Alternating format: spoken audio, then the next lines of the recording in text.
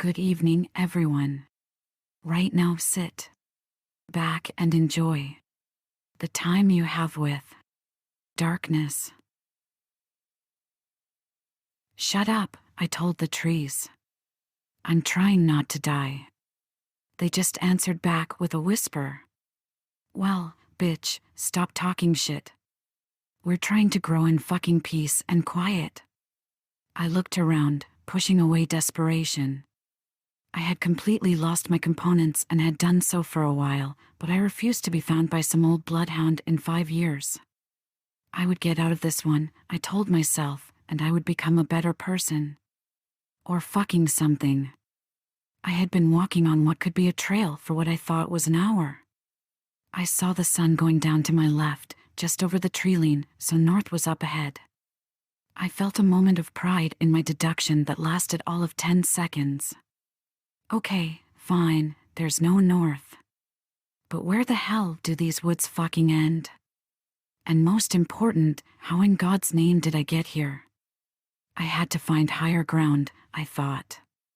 Try to make some sense of where the fuck I was. Those survival movies had to do some good in my life. But where?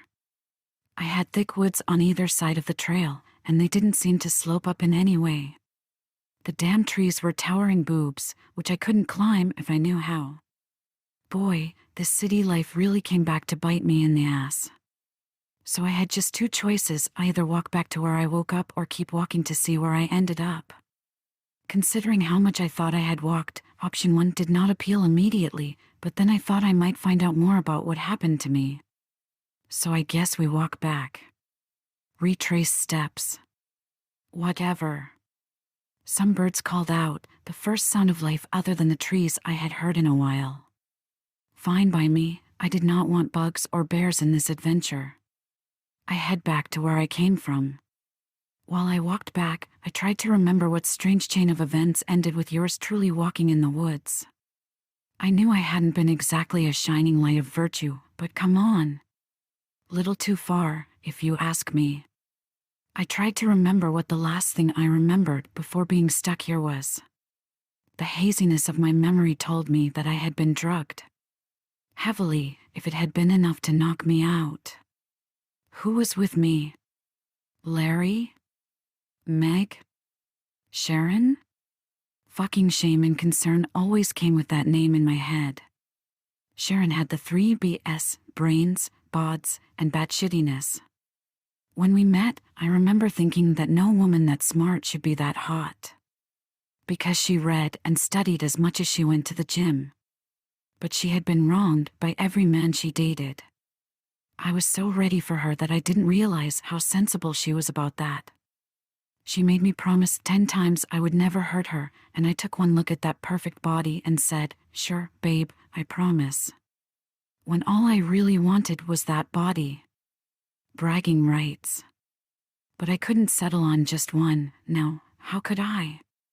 Also, she was intense. Insecure. Jealous, of course. But she knew how to treat her man correctly. No matter how much of an ungrateful man I was. We dated for a year and even moved in together until she found me enjoying the company of another woman. She did not take that well, I think. She disappeared for a year. A whole year. She walked in on me banging on the cleaning girl from next door in the kitchen. She was carrying pizza and beer. She just looked at us. She placed the food on the table next to the door. The counter was, well, occupied, went to her room, picked up her laptop, and walked out. Never said a word. And I was too annoyed or embarrassed to say anything. Or follow. I called her the next day. She didn't pick up.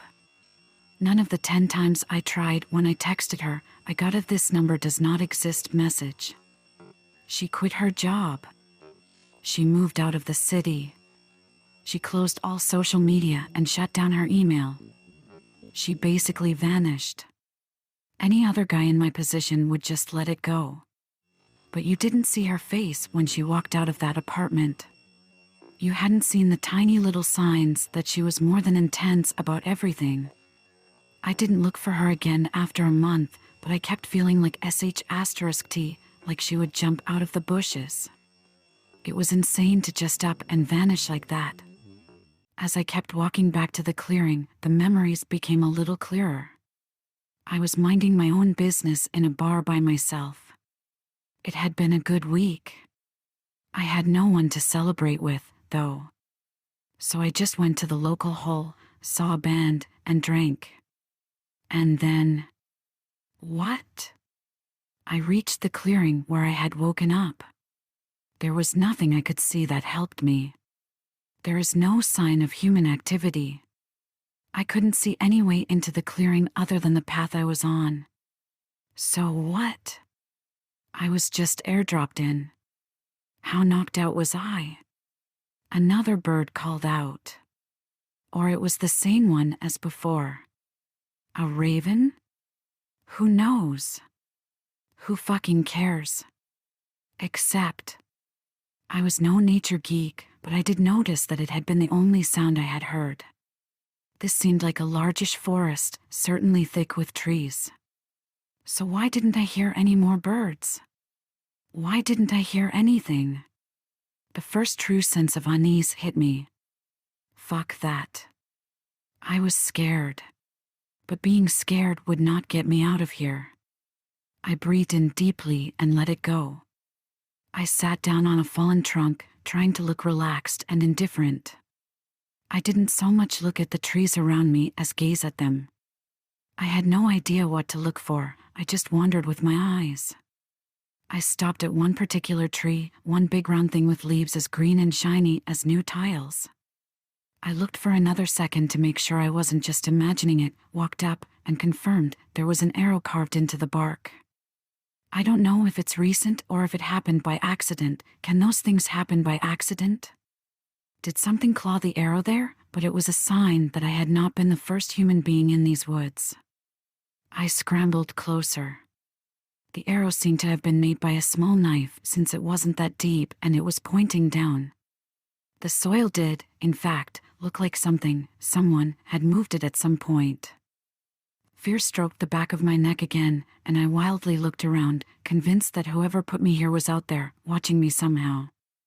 Is this some fucking game? I yelled out, ignoring the madness I heard in my voice. What the hell do you want? Who the fuck are you? No answer. The bird did not call out. The trees just whispered again, maybe holding some conference call on who the loony in the dirty jeans was. Fine, I muttered. Fine. I dropped to my knees and started digging. About halfway through, a dark shape started forming. It seemed like leather or something. I dug a little more frantically, more than a little happy that I had found my first clue, but still with fear very much next to me. That fear sat right on my chest the moment I dug up the shape. Oh yeah, fear had a nice little cozy apartment in my brain at that moment. And the memory of the night before came rushing back. I had left the bar early, tipsy but not drunk, and I was just walking around, taking the long route home. When I passed an all-night coffee shop, someone called my name. Of course, it was Sharon. My tipsiness packed up and left in a hurry, and every hair in my body stood up. She had cut her hair and dyed it black, which made her creamy white skin stand out even more, plus those huge green eyes. She was carrying the object I was holding in my hand right now, a little Darth Vader backpack/purse. It was one of the things we had in common, big parties and sex animals, yes, but also huge Star Wars nerds. Buy me a coffee. Let's talk, she said. She didn't wait for an answer, she just walked in. She had my favorite pants on, the ones that made that perfect ass look God made, and I hated myself for the pang of horniness that came with my uneasiness. As I stared at the cartoon Vader covered in soil, I cursed myself for being so easy. The bird, I was now convinced it was the same bird, called out again. Was it closer? Fuck it, I had other things in mind. I carried the backpack to the trunk with unsteady hands, just as I remembered bringing the 2 coffees to where she sat, also with unsteady hands. I can't say I missed you, but it's good to see you, she said. Yeah, I bet it was, I told Darth as I stared into his cartoon-masked face.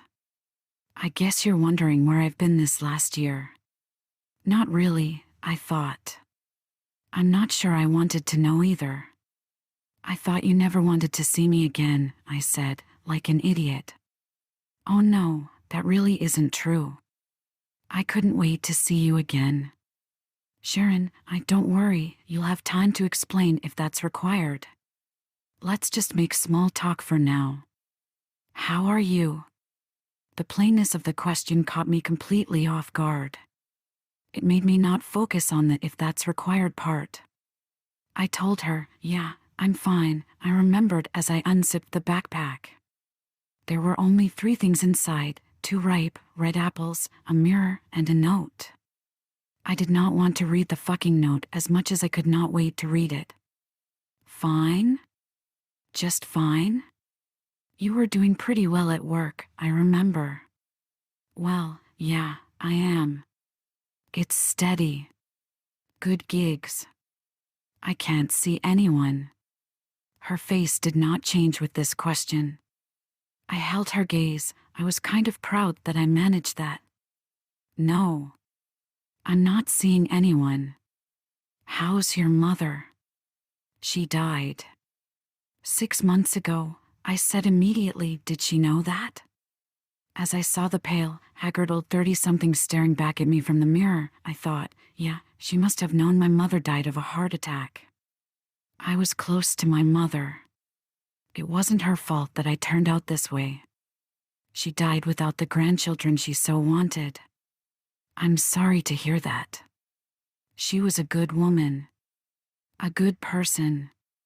She loved you. I know. So did she. She was taking out a pack of stevia. She could only take that, and for some reason, I never knew why. They fell out of Darth Vader.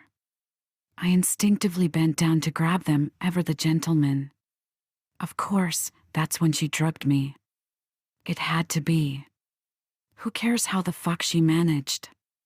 That's when. You, bitch, I whispered in the forest. The trees whispered back. Here you go, I said in the coffee shop. Ever the gentleman. Thank you, she said. So are we going to pretend you didn't fall off the face of the earth for a year? A year to the day, by the way. Or are you going to tell me where you've been? Because here's one thing I'd like to say, Sharon, that's not what normal people do. I'm not normal, baby. You should have known that by now. Hearing those words in my head sent an ice-cold shiver down my spine. They sounded harder in my head as I stared at the note. But the apples woke up my stomach, which spoke even harder. I had no idea what time it was. I didn't wear a watch, and of course I didn't have my phone, but I was pretty sure the last thing I ate were the cheese sticks at the bar. More than a few hours ago. She went on, I left the country after I saw you guys. I went to Europe. I didn't quite backpack, but I didn't go sightseeing either. I just wanted to get away. Not just from you, don't flatter yourself. From everything. But yeah, you were. I don't know, the catalyst? You know, the last straw. Last straw for what? This world has treated me like sh*t, man. I give and give, and all I get back is turds and mud. So I decided to get away from the world. Find a new one, maybe. And I did. I made new friends in Eastern Europe, traveled to Greece, and made new friends. Friends who could show me ways to, I don't know, right some wrongs. Her words became woozy after that. And then I woke up here. I knew the note would finally explain what happened here, and I know Sharon was somehow to blame. What friends? Right, what? What the hell do they have to do with anything? But I felt so scared to open it. And what the hell was the mirror for? The bird caught out one more time, and now it really seemed close by. I looked around in the woods, but the trees just whispered away, maybe a little harder, hiding everything. Oh, fuck it. I opened the note. The apple of discord plus the apple of temptation, the note read. Try them. While you see yourself wither away, you are your own true victim.